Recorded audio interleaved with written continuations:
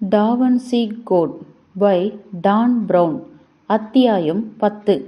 Teacher ஏற்பாடு செய்திருந்த ஆடி காரில் ஓட்டுநர் இருக்கையில் அமர்ந்திருந்த சிலாஸ் ஜெயின் சல்பீஸின் மாபெரும் தேவாலயத்தை துழாவிக் கொண்டிருந்தான்.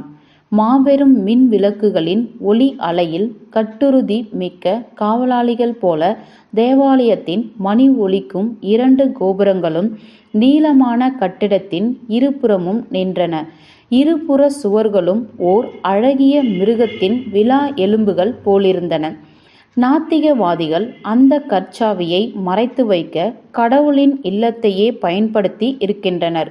பொய்யிலும் வஞ்சத்திலும் வழி வழியாக புகழ் பெற்றிருந்த உடன்பிறப்பு தோழர்கள் மற்றொரு முறை அதையே நிரூபித்திருக்கின்றார்கள்.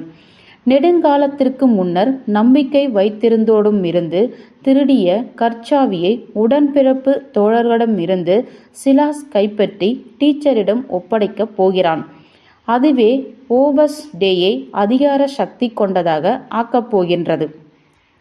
ஜெயின் சல்பீஸின் காலியான இடத்தில் ஆடிக்காரை நிறுத்திய பின்னர் சிலாஸ் ஆழ்ந்து மூச்சுவிட்டு செய்ய வேண்டிய வேலையை முன்னிட்டு தன் மனதை அமைதிப்படுத்தி கொண்டான்.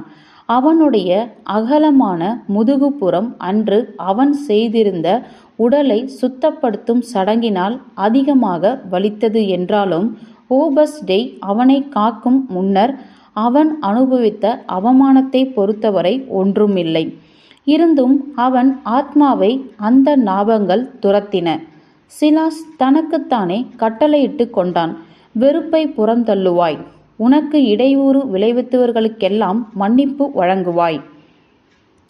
ஜெயின் லஸ்பியின் கல் கோபுரங்கள் பார்த்து கொண்டிருந்த சிலாஸ் அந்த வழக்கமான மன தடைகளோடு போராடினான். தன் இளம் பருவத்தில் அந்த சிறைச்சாலையில் இருந்த பழைய காலத்தை அடிக்கடி மனது கொண்டு வரும். உணர்ச்சிகளின் மேல் அடிக்கும் புயலை போல் இறந்து போன ஆத்மாவின் ஞாபகங்கள் அடிக்கடி தோன்றும். அழுகிய கோசின் வாசனை, மரணத்தின் நாற்றம், மனித கழிவுகளான சிறுநீர் மற்றும் மலம், பைரீனிசியின் ஊளையிடும் காற்றுக்கெதிராக நம்பிக்கை அற்றவர்களின் அழுகைகள் மற்றும் மறந்து போன மனிதர்களின் மெல்லிய விசும்பல்கள். அண்டோரா தசைகள் இருக்க அவன் நினைத்து கொண்டான். நம்ப முடியாதது. ஆனால் ஸ்பெயினுக்கும் பிரெஞ்சு தேசத்துக்கும் இடைப்பட்ட கைவிடப்பட்ட இடத்தில் கல்லாலான சிறைச்சாலையில் உடல் நடுக்கமுற செத்து போக விரும்பிய போது சிலாஸ் காப்பாற்றப்பட்டான். அப்போது அவன் அதை உணரவில்லை. இடி இடித்து வெகு நேரத்துக்கு பின்னே ஒளி தோன்றியது. அவன் பெற்றோர் இட்ட பெயர் ஞாபகத்தில் இல்லையென்றாலும் அச்சமயம் அவனது பெயர் சிலாஸ் அல்ல. தன் 7வது வயதில் வீட்டை விட்டு வெளியேறினான். காரணம், துறைமுகத்தில் பளுதூக்கும் குடிகார அப்பன் தினந்தோறும் தன் அம்மாவை போட்டு அடிப்பான். இதுபோலொரு வெண்குஷ்ட மகனை பெற்றுவிட்டு அவமானத்தில் தள்ளிவிட்டாயே என்று அடித்து நொறுக்குவான். சிறுவனுக்கு தந்தையும் தடுப்பான். பதிலுக்கு அவனும் உதை வாங்குவான். ஒரு நாள் இரவு தகராறு பயங்கரமாக வெடிக்க கீழே விழுந்த அவன் அன்னை எழுந்திருக்கவே இல்லை. தன் அன்னையின் உயிரற்ற உடலின் அருகே நின்றிருந்த அச்சிறுவன் மனதில் இச்சம்பவத்தை நடக்கவிட்ட குற்ற உணர்வு தலைவிரித்தாடியது. இவையெல்லாம் என்னுடைய தவறே. ஏதோ ஒரு பூதமொன்று அவன் உடலை புகுந்து ஆட்டியது போல அந்த பையன் சமையலறை சென்று வெட்டும் கத்தி ஒன்றை எடுத்துக்கொண்டான். பின் மனோ அவசியத்திற்கு உள்ளானான் போல் அவன் தந்தை குடிமயக்கத்தில் படுத்திருந்த படுக்கை அறைக்கு சென்றான். ஒரு வார்த்தை கூட பேசாமல் அவன் முதுகில் குத்தினான். அவனுடைய தந்தை வலியால் கத்திக்கொண்டே திரும்ப முயன்றார். ஆனால் மகன் திரும்ப திரும்ப குத்தினான். இறுதியில் அந்த வீட்டில் சிறு சப்தம் கூட இல்லை. பையன் வீட்டை விட்டு வெளியேறினான். ஆனால் மார்ஷியல்ஸ் தெருக்களும் அவனுடன் நட்பு பாராட்டவில்லை. அவனைப் போல் வீட்டை விட்டு ஓடி வந்த மற்ற சிறுவர் சிறுமிகளிடையே இருந்து அவனுடைய வித்தியாசமான தோற்றம் தள்ளி வைத்தது. வேறு வழியற்ற அவன் பாழடைந்த தொழிற்சாலையின் நிலவறையில் தங்கிக் கொண்டு துறைமுகத்தில் இருந்து திருடிய பழங்களையும் பச்சை மீன்களையும் உண்டு வந்தான். அவனுடைய ஒரே தோழர் கந்தல் கந்தலான குப்பையிலிருந்து கண்டெடுத்த பருவ இதழ்கள் மட்டுமே. இவற்றிலிருந்து அவன் படிக்க கற்றுக்கொண்டான். நாளடைவில் அவன் பலசாலியாகவும் ஆனான். அவன் 12ஆம் வயதில் நுழைந்தபோது அவனினும் 2 மடங்கு வயதில் மூத்தவளான ஒரு நாடோடி பெண் தெருவில் அவனை கிண்டல் செய்து உணவுப் பொருட்களை அவனிடமிருந்து திருட முயன்றாள்.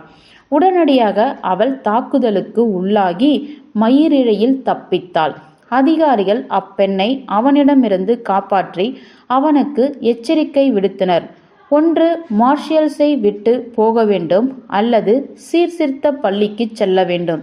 இதனால் அந்த பையன் டவுலானின் கடற்கரை பிரதேசத்திற்கு நகர்ந்தான். நாளடைவில் மக்களுக்கு அவன் மேலிருந்த பரிதாபம் அகன்று பயத்தை உண்டானது. ஏனெனில் பையன் இப்போது சக்தி வாய்ந்த இளம் மனிதனாகி விட்டான். மக்கள் அவனை கடந்து செல்லும்போது தமக்குள் இரகசியமாக பேசிக்கொள்வதை கேட்டான். பூதம். அவன் வெண்ணிற தேகத்தை பார்க்கும்போது அவர்கள் விழிகள் விரிந்து அவனை பூதம் என்று சொல்வார்கள். பேயின் கண்களை கொண்ட ஒரு பூதம். இப்போது அவனே தன்னை ஒரு பூதம் என்று உணர்ந்தான். ஊடுருவக்கூடியதாய் உள்ள தேகத்துடன் ஒரு துறைமுகத்திலிருந்து மற்றொன்றுக்கு சஞ்சரித்தான். மக்கள் எல்லோரும் அவன் உடலை ஊடுருவி பார்க்க முயன்றாற்போல் தோன்றியது. 18வது வயதில் ஒரு துறைமுகத்தில் கப்பல் ஒன்றில் வேக வைத்த உப்பிட்ட பன்றி இறைச்சியை திருட முயன்றபோது 2 கப்பல் பணியாளர்களிடம் மாட்டிக்கொண்டான். அவன் தந்தையைப் போல் அந்த பணியாளர்களும் மது அருந்திய நாற்றத்தோடு அவனை நைய புடைத்தனர். அச்சமயம் பயத்தின் நினைவுகள் அரக்கனை போல் உள்ளிருந்து எழுந்தது. உடனே வெற்று கைகளால் ஒரு பணியாளனின் கழுத்தை முறித்தான். மற்றொரு பணியாளனுக்கும் இதே கதியை வழங்க முற்பட்ட போது காவலர்கள் வந்துவிட்டனர். 2 மாதங்களுக்கு பிறகு கைகால்கள் விலங்குகளால் பூட்டப்பட்ட நிலையில் அவன் அண்டோரா சிறைச்சாலைக்கு வந்தான். காவலர்கள் அவனை நிர்வாணமாகவும் குளிரால் உடல் நடுக்கமுறவும் சிறைச்சாலைக்கு அழைத்து வந்தபோது சக கைதிகள், நீ ஒரு பூதத்தை போன்று வெண்ணிறம் கொண்டவனாக இருக்கிறாய் என ஏளனம் செய்தனர். பூதம், ஒருவேளை இப்பூதமானது இச்சுவர்களையும் ஊடுருவி விடும். 12 வருட சிறை வாழ்வில் உடலும் ஆத்மாவும் வாடி அழிவுற அவன்தான் முற்றிலும் ஊடுருவும்படியாக ஆகிவிட்டதை அறிந்து கொண்டான். நான் ஒரு பூதம், நான் எடையற்றவன். இவ்வுலகில் தன்னந்தனிமையில் உலவும் நான் ஒரு ஒளிக்கற்றை போன்ற வெளுத்த பூதம். திடீரென்று ஒரு நாள் இரவு அந்த பூதம் சிறைவாசிகளின் கூக்குரலால் விழித்து கொண்டது. அவன் படுத்திருந்த தரையை எந்த சக்தி ஆட்டியது என்பதை அவன் அறியான். அதே நேரத்தில் அறையிலிருந்த அம்மிக்கல்லை தடதடக்க செய்தது எது என்பதையும் அறியான். ஆனால் அவன் தூங்கிக் கொண்டிருந்த இடத்தில் பெரும் பாறை ஒன்று புரண்டு விழ அவன் துள்ளி குதித்தான். அந்த பாறை எவ்விடத்திலிருந்து வந்தது என பார்த்தபொழுது தடதடக்கும் சுவரினுடைய ஓர் ஓட்டையை பார்த்தான். தவிர அதற்கு அப்பால் தான் 10 வருடங்களாக பார்க்காததை பார்த்தான். ஆம், அது நிலவு. பூமியானது இன்னும் ஆடிக்கொண்டிருந்த போது பூதமானது தான் ஒரு குறுகலான குகைப்பாதை வழியே நடந்து மரங்களிடையே தள்ளாடி வறண்டு மலைப்பிரதேசத்தின் வழியே காட்டுக்குள் செல்வதை கண்டது. அவன் இரவு முழுக்க கீழ்நோக்கி ஓடி பசியினாலும் உடல் களைப்பினாலும் வெறி கொண்டவனாக மாறினான். உணர்வு நிலையில் விளிம்பிலிருந்த அவன் விடியலின் போது காட்டின் நடுவே ரயில் பாதையின் தடத்தை கண்டான். அந்த இருப்பு பாதை ஓரம் நடந்து அவன் கனவு காண்பதாக நினைத்து கொண்டான். ஒரு காலியான ரயில் பெட்டியை கண்டதும் களைப்பார அதில் ஏறி படுத்துக்கொண்டான். அவன் விழித்தபோது ரயில் போய்க் கொண்டிருந்தது. எவ்வளவு நேரமாக, எவ்வளவு தூரமாக? வலி ஒன்று உடல் எங்கும் நிறைந்தது. தான் செத்துப்போய் கொண்டிருக்கிறேனா? அவன் மறுபடியும் தூங்கிவிட்டான். இம்முறை அவன் கண் விழித்தபோது யாரோ ஒருவன் கத்திக்கொண்டே அவனை அடித்து துவைத்து ரயில் பெட்டியிலிருந்து தூர எறிவதை கண்டான். இரத்த சகதியுடன் அவன் ஒரு சின்னஞ்சிறு கிராமத்தின் எல்லைப்புறத்தில் உணவுக்காக அலைந்தான். இறுதியில் ஓரடி கூட எடுத்து வைக்க முடியாத நிலையில் சாலையின் ஓரமாக படுத்து உணர்வு இழந்தான். வெளிச்சம் மெதுவாக வந்தபோதுதான் எத்தனை நாட்கள் செத்துப்போயிருந்தோம் என பூதம் நினைத்தது. 1 நாள் அல்லது 3 நாட்கள், அதை பற்றி கவலையில்லை. அவனது படுக்கை மேகத்தைப் போல் மென்மையானதாகவும் காற்று மெழுகுவர்த்திகளின் இனிமையான வாசத்தை கொண்டு வந்தது. இயேசு கிறிஸ்து அங்கே இருந்து அவனை பார்த்து கொண்டிருந்தார். நான் இங்கே இருக்கிறேன், கற்பாறை புரண்டு விழ நீ மறுபடியும் பிறந்திருக்கின்றாய், இயேசு கிறிஸ்து சொன்னார். அவன் மறுபடியும் தூங்கி விழித்து கொண்டான். குழப்பமானது அவன் எண்ணங்களை சூழ்ந்து கொண்டது. அவன் எப்பொழுது சொர்க்கம் இருப்பதை நம்பியதே இல்லை. இருந்தும் இயேசு அவனை கண்காணிக்கிறார். உணவானது அவன் படுக்கை அருகே வருகும். உடனே பூதம் அதை தின்னும். இப்படியாக தன் எலும்பை சுற்றிலும் தசைகள் முளைப்பதை அது உணர்ந்து கொண்டது. திரும்பவும் அவன் தூங்கிவிட்டான். திரும்ப அவன் முழித்து கொண்டபோது இயேசானவர் பொன் சிரிப்புடன் பேசுவதை கண்டான். மகனே, நீ காப்பாற்றப்பட்டாய். என் வழியை பின்பற்றுபவர்களை ஆசீர்வதிக்கப்பட்டார்கள். திரும்பவும் அவன் உறக்கத்தில் ஆழ்ந்தான்.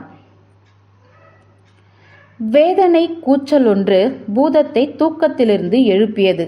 அவனுடைய உடலானது படுக்கையிலிருந்து கீழிறங்கி கூச்சல் கிளம்பிய இடம் நோக்கி தள்ளாட்டியது.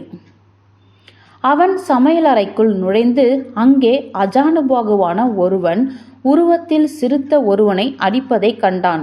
ஏன் என்று தெரியாமல் அந்த வலிய மனிதனை தூக்கி சுவரில் எறிந்தான். அந்த மனிதனும் பதறிப்போய் ஓடிவிட்டான்.